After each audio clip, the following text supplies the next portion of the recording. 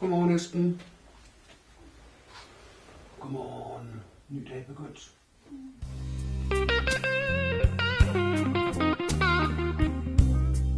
Jeg hedder Esben. Jeg er 14 år, og for 2 år siden fik jeg konstateret diabetes.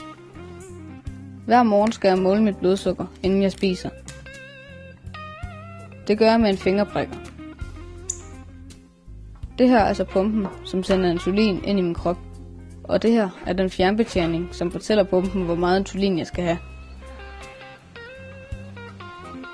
Jeg er 1 ud af 3.000 danske børn med diabetes 1. Min sygdom betyder, at jeg har pumpen på mig 24 timer i døgnet, og at jeg altid har tasken fuld af juice og druesukker, så jeg til hver en tid kan stabilisere mit blodsukker.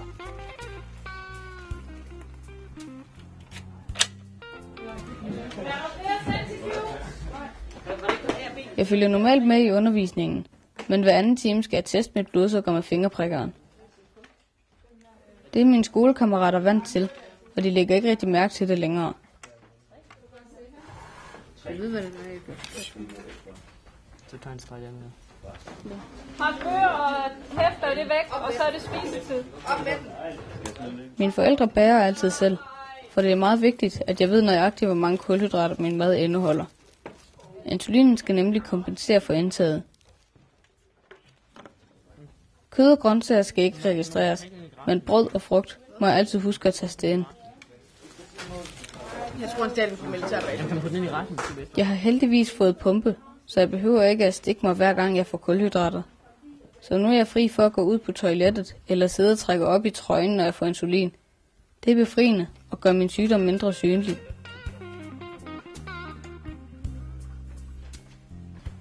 Når jeg kommer hjem, går jeg altid i gang med de store afleveringer med det samme.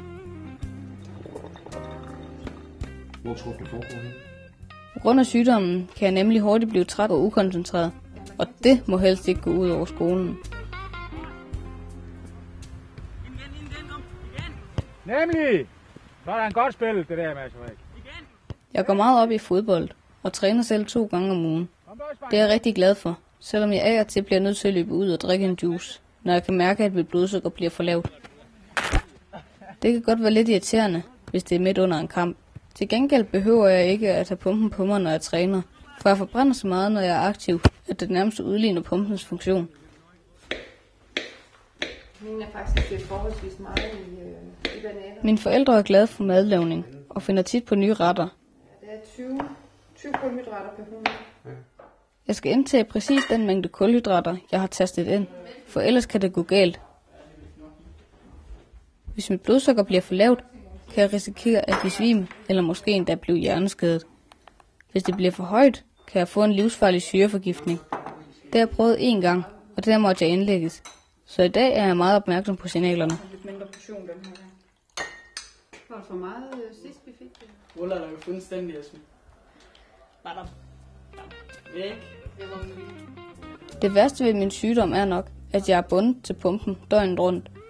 Jeg har vendt mig til det, men der er dage, hvor jeg bliver rigtig ked af det.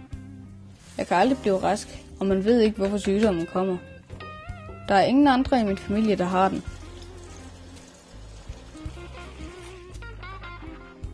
Om natten kommer mine forældre nogle gange ind til mig for at måle mit blodsukker.